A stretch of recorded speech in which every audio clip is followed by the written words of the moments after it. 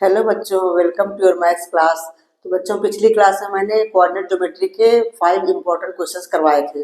तो अभी आज भी मैं कुछ क्वेश्चंस करवा देती हूँ इस वीडियो में। अच्छे अच्छे इंपॉर्टेंट क्वेश्चंस करवाती हूँ जो कि बोर्ड एग्जाम में आते हैं। तो फिर हमारा ये कोऑर्डिनेट ज्योमेट्री लगभग कंप्लीट हो जाएगा। तो आपको आइडिया मिल जाएगा कैसे कैसे क्वेश्चन आते हैं। फिर इससे मिलते जुलते क्वेश्चन आएंगे तो आप सब लोग कर लोगे। ठीक है बच्चों, तो चलिए शुरू करते हैं क्वेश्चन के। हमने क्वेश्चन नंबर 1 लिख रखा है। इसमें बोला है if X coordinate of point P is twice its Y coordinate. X coordinate twice है वाई कोऑर्डिनेट का, ठीक है। तो अगर हमारा वाई के मान लेते हैं तो हमारा एक्स हो जाएगा 2k, ठीक। अच्छा, उसके बाद बोला है if P is equidistant from Q and R. Q के कोऑर्डिनेट दिए, आर के दिए हुए हैं, तो find the coordinates of P. तो इक्वी डिस्टेंट बोला है तो पहले हम इस तरह से एक लाइन ड्रॉ कर लेते हैं। पी और क्यू और आर से इक्वी डिस्टेंट है, ये मान लेते हैं क्यू है, ये आर है, और पॉइंट पी कहीं पे बीच में है, बीचों बीच, तभी तो इक्वी डिस्टेंट होगा। P Q equal to P R होगा। तो क्यू के कोऑर्डिनेट्स हैं 2 और -5। इस तरह से डायग्राम बना लेने से क्वेश्चन इजी हो जाता है करने में। तो ये जरूर बनाना एग्जाम में। तो -3 और 6। और पी के कोऑर्डिनेट्स क्या बोला है कि X coordinate is twice its Y coordinate. तो अगर हम इसके मान लें तो हमारा एक्स कोऑर्डिनेट 2k हो जाएगा और वाई कोऑर्डिनेट k हो जाएगा, ठीक है। क्योंकि देखो वाई का ट्वाइस है, तो इस तरह से हमें मानना पड़ेगा। हम लिखेंगे कि let the point P be, यहाँ पे सॉल्व करेंगे तो ये लिख लीजिए आप लोग, let the point P be 2k and k, ठीक है, ये हो गया। अच्छा, ये इक्वी डिस्टेंट है, क्वेश्चन में दिया हुआ है equi distant. P is equidistant from Q and R। तो P इज इक्वी डिस्टेंट, इस तरह से स्टेप बाय स्टेप आप लोग लिख लोगे एग्जाम में तो फुल मार्क्स मिलेंगे, ठीक है। अगर टाइम नहीं है तो फिर जल्दी जल्दी कर लो, नहीं तो एक दो लाइन लिखना जरूरी होता है। Equi distant, equi distant from Q and R, ये दिया हुआ है ना। तो दिया हुआ इक्वी डिस्टेंट है, इसका क्या मतलब है कि P Q equal to P R. P Q equal to P R. जब पी क्यू पी आर के इक्वल है तो अगर हम पी क्यू की डिस्टेंस निकालेंगे तो रूट वाला फॉर्मूला वही लगेगा। तो हम इसको नेक्स्ट स्टेप में ऐसा भी लिख सकते हैं, P Q square equal to P R square. तो हम डायरेक्ट फिर x2 minus x1 whole square plus y2 minus whole square करके हम इसको सॉल्व कर लेंगे, रूट नहीं लगाएंगे। अगर ऐसे सीधा करें तब भी रूट लगा दो, बाद में स्क्वायरिंग करके रूट हटा दो, जैसे कई क्वेश्चन मैंने बताया हुआ भी है, ठीक है। तो P Q whole square equal to P R whole square. तो हमारा पी क्यू क्या हो जाएगा, देखो पी क्यू 2k माइनस 2, इस तरह से हम लिखेंगे 2k minus 2 whole square plus इसका y coordinate k minus minus 5, k minus minus 5 मतलब k प्लस 5 हो जाएगा, ठीक है बच्चों। ये हो गया हमारा पी क्यू। इसी तरह से पी आर का हम देख लेते हैं, 2k माइनस माइनस 3 मतलब 2k प्लस 3 होल स्क्वायर और plus k minus 6 whole square. बस डिस्टेंस फार्मूला लगा करके हमें निकाल लेना है, k की वैल्यू आ जाएगी, ठीक है। तो ये सवाल इजी है, कुछ नहीं है, बस थोड़ा आराम से क्वेश्चन पढ़िए, उसके बाद क्या पूछा गया है उसको करके बस इसको सॉल्व कर लो। तो हम सॉल्व कर लेते हैं। तो ये हमारा हो जाएगा a minus B whole square से खोलेंगे तो ये होगा 4k स्क्वायर माइनस 2 2 जा 4 2 जा 8 माइनस 8k हो जाएगा 2ab प्लस बी स्क्वायर 2 की स्क्वायर मतलब 4, ये हो गया खुल गया। अब इस तरह इसको खोल लो, k स्क्वायर ये हमारा प्लस का है, यहाँ पे हो जाएगा 2 इंटू के इंटू 5 मतलब प्लस 10k और प्लस 25, इसका हो गया। अब इसी तरह इसका खोल लेते हैं, ये हमारा हो जाएगा 4k स्क्वायर प्लस 2 इंटू 3 4 से 12k आ जाएगा यहाँ पे 12k और प्लस 3 का स्क्वायर मतलब 9। इसी तरह इसका खोलो तो ये हो गया k स्क्वायर और माइनस 2 इंटू के इंटू 6 मतलब माइनस 12k, ये भी हो गया 12k और प्लस 6 का स्क्वायर कितना होता है 36, ठीक है। अच्छा, अब इसको पहले सॉल्व कर लेते हैं। 4k square plus k square ये हो गया हमारा 5k स्क्वायर। अभी हमारा है प्लस 10k और माइनस 8k तो हो जाएगा प्लस 2k और 25 प्लस 4 29 इक्वल टू इसका भी 4k square plus k square तो ये हो जाएगा हमारा 5k square plus 12k plus में है माइनस में कैंसिल हो गए तो 36 में से 9 अगर हम जोड़ते हैं तो कितना आता है 45, 36 प्लस 9 45, ठीक है। अच्छा, ये 5k² इधर भी है, 5k² इधर भी है, तो ये भी हमारा कैंसिल आउट हुआ। अब हमारे पास क्या आया, 2k इक्वल टू 45 माइनस 29। तो हमारा 2k क्या आ गया, 45 में से 29 घटाओ 16, 2k इक्वल टू आ गया 16। तो हमारा देखो एक कोऑर्डिनेट तो 2k ही है, वो आ गया। अब इसी में से हम अगर k निकाल लें तो k इक्वल टू 16/2 मतलब 8। तो हमारे पास k भी आ गया, 2k भी आ गया, तो हमारा आंसर आ गया कोऑर्डिनेट्स ऑफ p 16 एंड 8। तो बस हम यहाँ पे लिख सकते हैं आंसर अपना, coordinates of p equal to है 16 एंड 8। ठीक है बच्चों, क्लियर हुआ, समझ में आया, ये हमारा आंसर हो गया। तो इस तरह के क्वेश्चन मुश्किल नहीं होते, बस थोड़ा ध्यान देना है। ठीक है, तो अब चलते हैं नेक्स्ट क्वेश्चन की ओर। हाँ बच्चों, तो देखिए क्वेश्चन है, let P and Q be the points of trisection of the line segment joining the points A and B। एक लाइन सेगमेंट है A और B, तो P और Q है पॉइंट ऑफ ट्राई सेक्शन, और इनके A और B के कोऑर्डिनेट्स दिए हुए हैं। A का है 2, -2 और B का है -7 और 4। ठीक है बच्चों, तो ये P और Q जो है ट्राई सेक्शन मतलब 3 बराबर हिस्सों में इस AB को बांट रहे हैं। लेकिन इसके बाद बोला है such that P is nearer to A, मतलब P हमारा A के करीब होगा और Q इधर होगा। ये हमारे दो पॉइंट से P एंड Q, ये इस पूरी लाइन को 3 बराबर हिस्सों में बांट रहे हैं। तो हमसे पूछा गया है coordinates of P and Q। तो मतलब इनका अगर हम देखें कि जो P है हमारी इस पूरी लाइन को किस रेशियो में बांट रहा है, तो 1:2 होगा ना, 1:2, क्योंकि 1 एक हिस्सा इधर है और 2 हिस्से इधर है। ठीक है, तो ये हमारा 1:2 में बांट रहा है point P।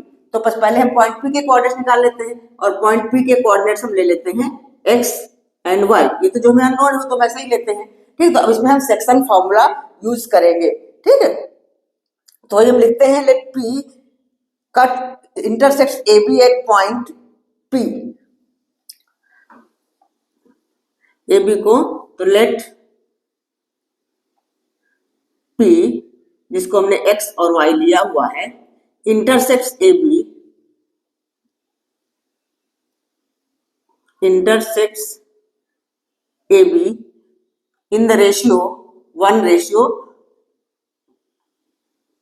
In the ratio, इसका रेशियो क्या है 1:2, 1:2। कैसे हुआ 1:2?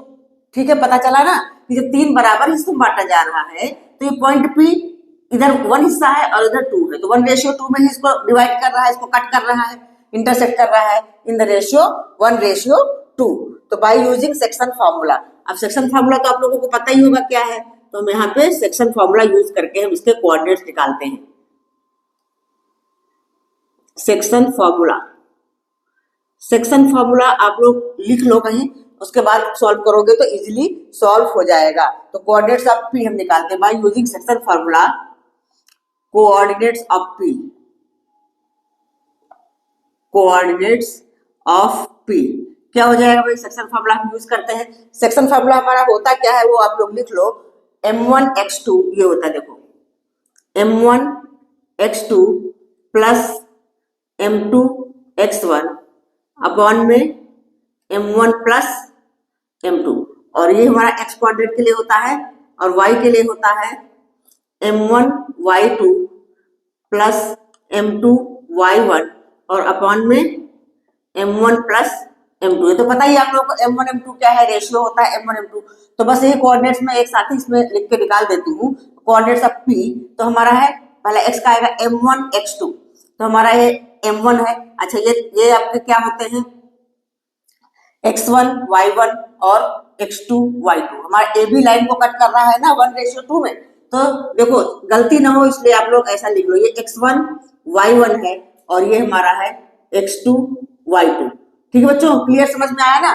तो अभी हमें m1x2 ठीक है, तो 1 into -7 m1x2, तो ये हो जाएगा 1 into -7, ये हो गया m1x2 प्लस m2x1, m2 हमारा 2 और x1 भी है हमारा 2, और अपॉन में m1 प्लस m2 मतलब 1 +2। ठीक है बच्चों, तो ये हो गया x कोऑर्डिनेट। फिर कॉमा लगा के y कोऑर्डिनेट इसी तरह से लिखेंगे m1 y2, m1 y2, तो हमारा ये हो जाएगा 1 × 4 और प्लस m2 y1, m2 है 2 और y1 है -2, तो 2 × -2। ठीक है बच्चों, क्लियर, समझ में आ रहा है। और अपॉन में m1 + m2, 1 + 2। तो इस तरह से आप ये फार्मूला लिख करके जरूर रख लीजिए, और यहाँ पे ये x1 y1 और x2 y2 डाल लोगे तो फिर गलती नहीं होगी क्वेश्चन करने में। ठीक है बच्चों, अब इसको हम सॉल्व कर लेते हैं, कोऑर्डिनेट सब आ जाएंगे। तो ये हो गया हमारा -7 + 4 और अपॉन में 3, और ये वाला हो गया 4 -4 अपॉन में 3। तो ये -7 में से 4 घटाएंगे तो आएगा हमारा कितना, -3 अपॉन में 3, और ये हमारा हो गया 0/3, मतलब ये -1 आ गया और दूसरा वाला 0 आ गया। तो ये हमारे x और y की वैल्यू, मतलब p के कोऑर्डिनेट्स हमने निकाल लिए। ठीक है बच्चों, क्लियर, समझ में आया। अब p के कोऑर्डिनेट्स तो निकल गए, अब हमें q के भी निकालने हैं, तो बस इसको तो सीधा ही करना है। जब ये हमारा 1 पार्ट हो गया और ये 2 इक्वल पार्ट है, that means q is the midpoint of pb, तो इसको हम मिड पॉइंट वाले फार्मूले से निकाल लेंगे, जो कि बहुत ही इजी है। ठीक है, तो अब हम यहाँ पे ये लिखेंगे कि q is the midpoint of pb। हमारा इसका तो निकल गया, कोऑर्डिनेट्स ऑफ p निकल गए, ये हमारा p आ गया। ठीक है, अब हम क्या लिखेंगे, q is the midpoint of PB. PB का मिड पॉइंट है, तो अब इसलिए क्यू के कोऑर्डिनेट्स तो बहुत ही इजीली निकल जाएंगे, x1 + x2। ये हमारा दूसरा फार्मूला जो कि इसी से निकला हुआ है, मिड पॉइंट फार्मूला, जिसको हम बोलते हैं mid point formula. Mid point formula ये क्या होता है, x1 + x2 अपॉन में 2, और दूसरा इसमें y1 + y2 अपॉन में 2। ठीक है बच्चों, यही होता है, तो बहुत इजी हो गया। अब हमारे इसका तो हमने निकाल ही लिया है, -1 0, अब p का हमारा क्या आ गया, इसकी जगह आ गया -1 और 0, तो q है मिड पॉइंट किसका, pb का है, तो हम इसके और इसके कोऑर्डिनेट्स यूज करेंगे। ठीक है, q is the midpoint of pb, तो देयरफॉर कोऑर्डिनेट्स ऑफ q यहां कर देती हूं मैं। तो कोऑर्डिनेट्स ऑफ q ये क्या हो जाएंगे, मिड पॉइंट फार्मूले से x1 + x2, x1 हमारा क्या है, -1 प्लस x2 क्या है, -7 और अपॉन में 2, और दूसरा है ये है 0, y1 हमारा 0 है और y2 हमारा है 4 अपॉन में 2, तो ये हो गया -8/2 और ये हो गया 4/2, तो कितना हो गया, -4 और इसका हो गया 2, तो ये हमारे हो गए q के कोऑर्डिनेट्स। तो q = हमारा हो गया -4 और 2। ठीक है बच्चों, तो दोनों के कोऑर्डिनेट्स हमने निकाल लिए, p के कोऑर्डिनेट्स ये निकल गए और q के हमारे ये निकल गए। ठीक है बच्चों, क्लियर हुआ। तो इस तरह से हम इस सवाल को अप्रोच कर सकते हैं। एक में तो हमने सेक्शन फार्मूला 1:2 लेके किया, फिर जो दूसरा पॉइंट है हमारा मिड पॉइंट बन गया, तो मिड पॉइंट वाला से कर लिया, जो इजीली हो गया, और भी इजी तरीके से हो गया। और ये अच्छे से लर्न करके रखो, और जब क्वेश्चन सॉल्व करने लगो तो इनको बगल में कहीं लिख लो, तो फिर हमारी गलती नहीं होगी। ठीक है बच्चों, क्लियर। तो चलते हैं नेक्स्ट क्वेश्चन की ओर। देखिए बच्चों, ये क्वेश्चन है, a line intersects the y axis and x axis at the point p and q respectively. तो चलो हम डायग्राम बना लेते हैं।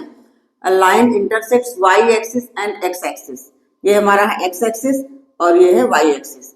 कोई लाइन है जो कि इंटरसेक्ट करती है y axis and x axis at the point p and q respectively, मतलब p पर y एक्सिस को और q पर x एक्सिस को, मतलब ये लाइन ऐसी हमारी जा रही है। तो ये हमारा पॉइंट हो गया P और ये हो गया Q। इस तरह से इंटरसेक्ट करती है, y एक्सिस को P पर और x एक्सिस को Q पर। If 2 - 5 is the midpoint of PQ, ये PQ का मिड पॉइंट, ये इसका कोऑर्डिनेट दिया हुआ है 2 और -5। हम मान लेते हैं ये पॉइंट कोई है R, ठीक है, R is the mid point. तो हमें निकालना है find the coordinates of P and Q। ये बहुत ही इजी क्वेश्चन है, मिड पॉइंट फार्मूला से आराम से निकल जाएगा। तो हम मान लेते हैं let R is the midpoint of PQ। तो let R is the midpoint of PQ, midpoint of PQ। R के कोऑर्डिनेट दिए हुए हैं, ये हमारा है 2 और -5, ये मिड पॉइंट, तो मतलब मिड पॉइंट के कोऑर्डिनेट्स हमको पता है। तो अपना मिड पॉइंट वाला फॉर्मूला निकालो। मिड पॉइंट वाला फॉर्मूला क्या होता है, x इक्वल टू होता है x1 + x2 और अपॉन में 2, और y का क्या होता है, y यहाँ पे होता है y1 प्लस y2 अपॉन में 2। यही तो होता है ना मिड पॉइंट का फॉर्मूला। तो अब यहाँ पे हमें देखना है इसके कोऑर्डिनेट्स क्या होंगे और इसके क्या होंगे। ये क्यू एक्स एक्सिस को कट कर रहा है, इसलिए इसके कोऑर्डिनेट्स होंगे x और 0, y यहाँ पे 0 है, और p y एक्सिस को कट कर रहा है, इसको कोऑर्डिनेट्स होंगे 0 और y। ठीक है बच्चों, ये क्लियर हुआ। तो बस मिड पॉइंट फॉर्मूला लगा करके हमारा x इसका दिया हुआ है 2, तो 2 इक्वल टू हो जाएगा x1 क्या है, x1 है x, और x2 क्या है, x2 है हमारा 0। ठीक है, तो अपॉन में 2। अच्छा, फिर इसी तरह से y का हम निकाल लेंगे, y1 हमारा है 0 और y2 है y अपॉन में 2।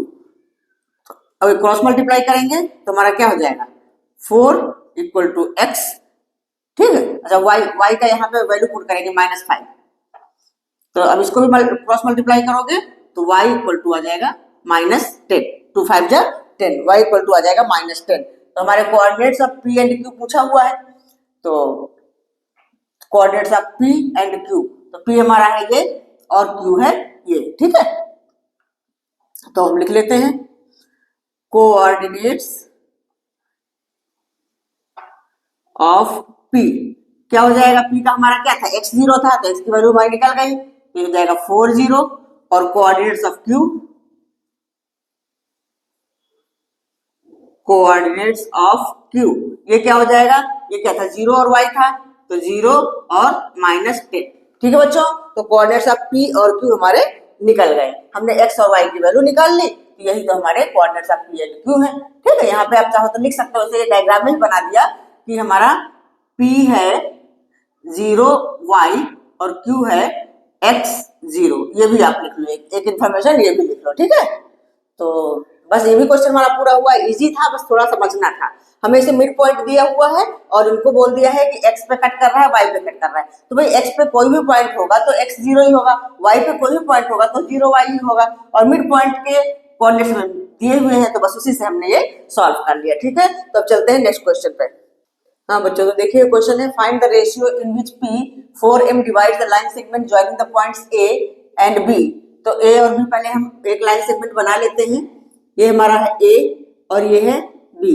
अब p इनको डिवाइड कर रहा है, तो हम मान लेते हैं p किस रेशियो में डिवाइड कर रहा है, k रेशियो 1 में मान लेते हैं, और p के कोऑर्डिनेट्स भी दिए हुए हैं, 4 है और m है, और a का कोऑर्डिनेट है 2 3 और इसका है 6 और -3, ये दिया हुआ है। ठीक है बच्चों, तो अब हमें इसमें सेक्शन फॉर्मूला यूज करना है, k रेशियो 1 माना है, तो हम मान लेते हैं कि लेट p डिवाइड्स ab इन k रेशियो 1। तो लेट p जो दिया हुआ है हमारा, इसका कोऑर्डिनेट 4 और m डिवाइड्स ab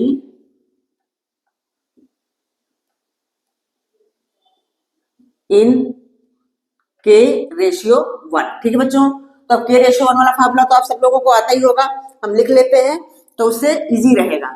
इसमें क्या होता है, x इक्वल टू होता है kx2 प्लस x1 और अपॉन में k प्लस 1। ठीक है, और y की वैल्यू होती है इसमें ky2 प्लस y1 और अपॉन में k प्लस 1। ठीक है, इस तरह लिखो, या एक ब्रैकेट में ऐसे करके लिख लो, इस तरह से लिख सकते हो kx2 प्लस x1 अपॉन में k प्लस 1 और ky2 प्लस y1 अपॉन में k प्लस 1। ये मैंने अलग अलग इसलिए लिखा क्योंकि भाई 4 और m की वैल्यू निकालनी है, तो बाद में यूज होगा। ठीक है, कोई बात नहीं, ये इस तरह से फार्मूला लिख लेने से इजी हो जाता है। ठीक, अच्छा x2 x1 ये सब क्या है, तो ये जो पहला वाला है इसको हम मान लेते हैं x1 y1, और ये हमारा हो जाएगा x2 y2। तो इस तरह करने से हमारे सवाल की गलती नहीं होती, कहीं कुछ उल्टा पुल्टा वैल्यू नहीं रख सकते हम, बिल्कुल सही वैल्यू उसमें आएगी। ठीक है, तो अपना हम यही लिखते हैं, हमारा जो 4m है, ये p के कोऑर्डिनेट क्या है, 4 और m है, तो 4 और m यही तो होंगे, ये वाले जो हमारे रेशियो वाले होते हैं कोऑर्डिनेट ऐसे, तो 4 और m ये हमारे हो जाएंगे, इसमें हम रखते हैं kx2, तो k और x2 हमारा क्या है 6, तो k इंटू 6 प्लस x1 क्या है 2, और अपॉन में k प्लस 1, कॉमा दूसरा वाला k y2, तो k इंटू y2 हमारा क्या है -3 और प्लस y1 क्या है 3 अपॉन में k प्लस 1। ठीक है, ये फार्मूला तो बच्चों सबको आते ही होंगे, फिर भी मैं लिख देती हूँ, और आप भी पेपर में अगर कहीं कुछ दिक्कत लगती है तो फार्मूला लिख करके ही सॉल्व करो तो गलती नहीं होगी। ठीक है बच्चों, तो अब देखो ये पहला वाला 4 है तो 4 इसके इक्वल होगा और m जो है इसके इक्वल होगा, तो अलग अलग हम क्या करते हैं 4 के इक्वल इसको दिखा देते हैं, तुम्हारी k की वैल्यू आ जाएगी, और जब k की वैल्यू आ जाएगी तो हम यहाँ पे पुट करके m की वैल्यू भी निकाल सकते हैं। ठीक है, तो अब इसको हम अलग अलग करते हैं, जैसे x इक्वल टू ये लिखा और y इक्वल टू ये लिखा, इस तरह से करते हैं। तो x मतलब हमारा 4 है तो 4 इक्वल टू हमारा ये हो जाएगा 6k प्लस 2 और अपॉन में k प्लस 1। ठीक है बच्चों, क्लियर समझ में आया।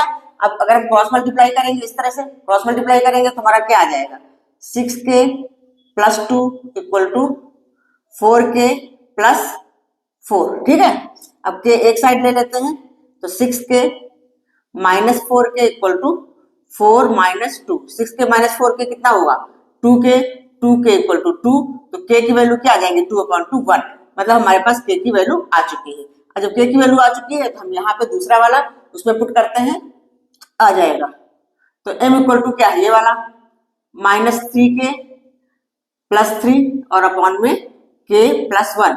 तो अब अगर इसको हम क्रॉस मल्टीप्लाई करते हैं m इक्वल टू हो गया -3k प्लस, तो k की वैल्यू हम पुट कर देते हैं, k की वैल्यू 1 आई है ना, तो नेक्स्ट स्टेप में हम k की वैल्यू पुट कर देते हैं, तो -3 इंटू 1 प्लस 3 और अपॉन में 1 प्लस 1, तो m इक्वल टू हमारा क्या हो जाएगा -3 प्लस 3 अपॉन में 2, मतलब m की वैल्यू हमारी आ गई 0, -3 प्लस 3 मतलब 0, तो 0 अपॉन 2 0। ठीक है बच्चों, तो m की वैल्यू हमारी, इसको अगले स्टेप में ऐसे लिख लो 0 अपॉन 2, तो ये हमारा m की वैल्यू आ गई 0 और k की वैल्यू 1 आ गई। ठीक है, तो हमें m की वैल्यू ही तो फाइंड करनी थी, k की वैल्यू से हमने m की वैल्यू फाइंड कर ली, तो एक्चुअली हमारा आंसर ये हुआ। ठीक है बच्चों, क्लियर समझ में आया। तो इजी सवाल था, मुश्किल नहीं है, लेकिन ये फार्मूले बिल्कुल अच्छे से लर्न करके रखो और उसके बावजूद यहाँ पे जब भी क्वेश्चन करो तो लिख लो, तो उससे गलती नहीं होगी। कई बार गलती हो जाती है, x1 y1 रखने में गलती हो जाती है, तो ऐसी गलती नहीं होगी, हमेशा लिख के रखो। ठीक है, अब चलते हैं नेक्स्ट क्वेश्चन पे ना बच्चों। देखिए अगला क्वेश्चन है, थोड़ा केस स्टडी बेस्ड क्वेश्चन है, इस क्वेश्चन में कुछ भी दम नहीं है, लेकिन थोड़ा सा लिखा ज्यादा होता है। पहले इस क्वेश्चन को समझते हैं। ये डायग्राम बनाया हुआ है क्वेश्चन में, और दिया हुआ है कि Alia and Sagun living on the same street in Patel Nagar, Sagun's house is at the intersection of one street with another street on which there is a library. ठीक है, they both study in the same school and that is not far from Sagun's house. यहाँ तक तो हमें कुछ खास नहीं, आगे देखते। Suppose the school is situated at point O, ये स्कूल है पॉइंट O पर, which is origin मतलब 0 0. आलिया's house is at A, Alia का हाउस A पर है, तो A हमारा क्या है, A हमारा देखो यहाँ से 2 3, तो A के कोऑर्डिनेट्स हमारे पास हो जाएंगे 2 और 3, तो इस तरह से ग्राफ पेपर बना हुआ है क्वेश्चन में। अच्छा, Sagun's house is at B, B हमारा क्या है 2 1, तो बी के कोऑर्डिनेट्स हमारे पास हो जाएंगे 2 1, and library is at C, library C है मतलब 4 1 पर है लाइब्रेरी। ठीक है, तो ये हमारे पास 3 पॉइंट्स मिल गए हैं। अब हमसे पूछा जा रहा है how far is Alia's house from Sagun's house, ये आलिया का हाउस है ए पर, ये अपना ये जो क्वेश्चन लिखा हुआ उसको ध्यान से देखो, आलिया का हाउस है ए पर एंड सगुन्स हाउस है बी पर, तो ए बी का डिस्टेंस से तो निकालना है, हमें क्या निकालना है। अब देखो हम तीनों चीज अगर हम लिख लेते हैं, हमारे पास ए क्या है, ए है 2 और 3, बी है हमारे पास 2 1 और सी है 4 1। तो इसमें कई क्वेश्चन पूछे गए, मैंने सिर्फ एक क्वेश्चन लिखा है क्योंकि बोर्ड में फिर जगह नहीं बचती, तो 1 बाय 1 लिख करके मैं क्वेश्चन सॉल्व करवाती हूँ। मुझे how far is Alia's house from Sagun's house, तो आलिया हाउस और सगुन के हाउस की डिस्टेंस क्या है ए बी। ठीक है बच्चों, तो वही हम लिखेंगे, पहले क्वेश्चन का आंसर हमारा ये हो जाएगा ए बी डिस्टेंस। आलिया का हाउस और सगुन के हाउस की डिस्टेंस क्या है, यहाँ पे आप लिख सकते हो distance between Alia and Sagun's house A B, तो बस ए बी का निकाल लेते हैं, तो डिस्टेंस फार्मूला यूज करेंगे। ठीक है बच्चों, तो डिस्टेंस फार्मूला हम यूज करते हैं, तो क्या हो जाएगा उसमें वही x2 - x1 होल स्क्वायर। देखो क्या हो जाएगा 2 - 2 2 - 2 whole square plus 1 - 3 whole square, तो ये तो 0 ही हो गया, 0 और प्लस -2 का होल स्क्वायर कितना होता है 4, 0 + 4 मतलब √4, तो ये हो गया 2, तो कितना डिस्टेंस है उसका 2 यूनिट्स। ठीक है बच्चों, क्लियर समझ में आया। तो बिल्कुल इजी होते हैं। केस स्टडी बेस्ड क्वेश्चन में कुछ नहीं होता, बहुत ही इजी होते हैं। तो हमारा क्वेश्चन 1 का आंसर हो गया। अब इसी में से क्वेश्चन 2 क्या पूछा है कि how far is the library from Alia's house. How far is library, question 2 मैं इसी में करवा देती हूँ।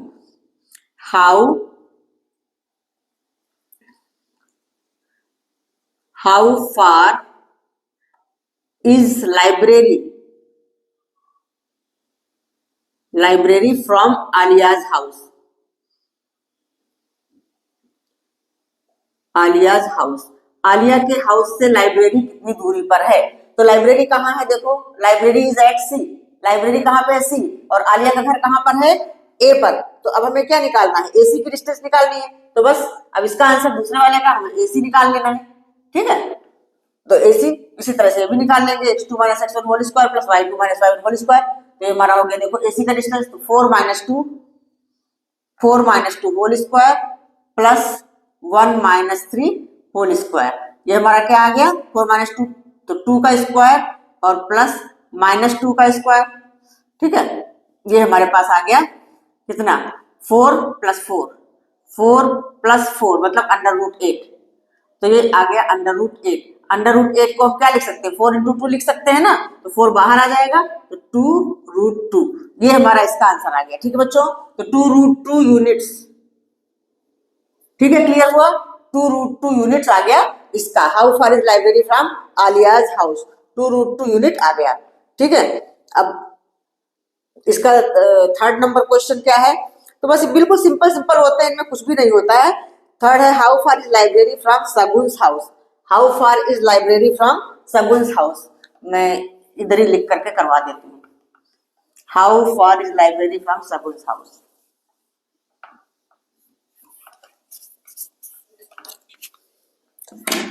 इसका थर्ड पार्ट है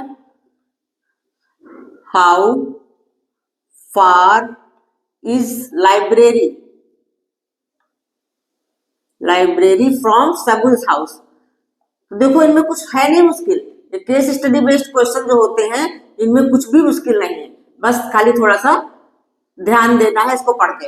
how far is library from Shagun's house. अब देखो शगुन का हाउस कहाँ है, Shagun's house at B and library at C. तो बीसी निकालना है ना, इजी, कितना इजी है। तो बीसी निकाल लेते हैं उसी फार्मूले से, डिस्टेंस फार्मूले से, सारा डिस्टेंस फार्मूले से हो रहा है। 4 minus 2 whole square plus 1 minus 1 whole square. यहाँ भी हमारा हो गया 2 का स्क्वायर प्लस 0 अंडर रूट के अंदर। तो 2 का स्क्वायर क्या हो जाता है 4, और 4 मतलब 2 यूनिट, रूट के अंदर 4 मतलब बाहर आ गया तो 2 यूनिट्स। तो ठीक है, देखा बच्चों कितना इजी है।